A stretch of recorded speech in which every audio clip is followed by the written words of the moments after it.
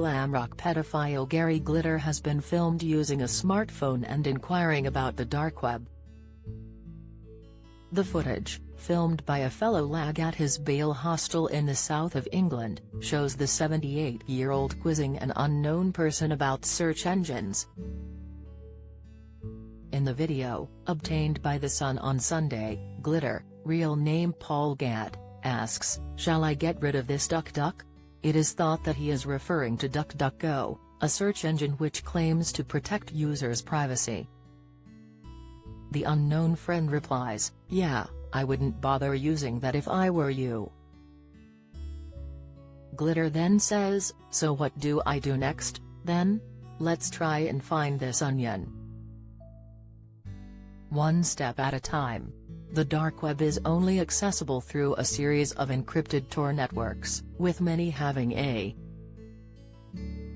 onion URL.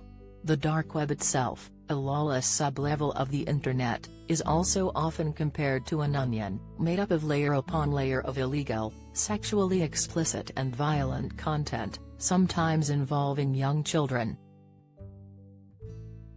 Another source at his bail hostel also revealed he has a girlfriend in Cuba, and has been asking for advice about how to call her on WhatsApp. Last month Glitter was released from HMP Verne in Portland, Dorset, halfway through a 16-year sentence for the historic sexual abuse of 3 girls.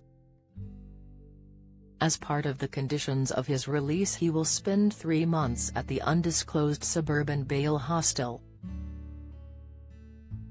Glitter, who wears a GPS tag, has a nightly curfew and is barred from going near schools, playgrounds or swimming pools as part of his license conditions.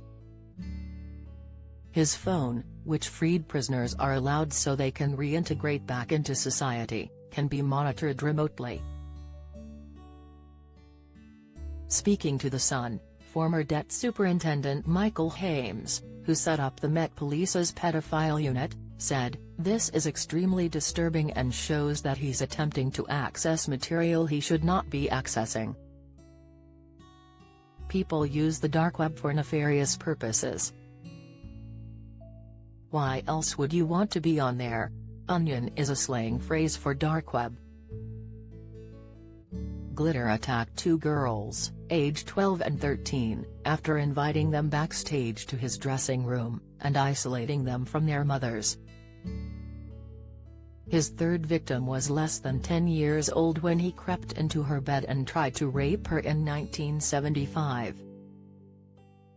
The allegations only came to light nearly 40 years later when Glitter became the first person to be arrested under Operation U-Tree, the investigation launched by the Metropolitan Police in the wake of the Jimmy Savile scandal.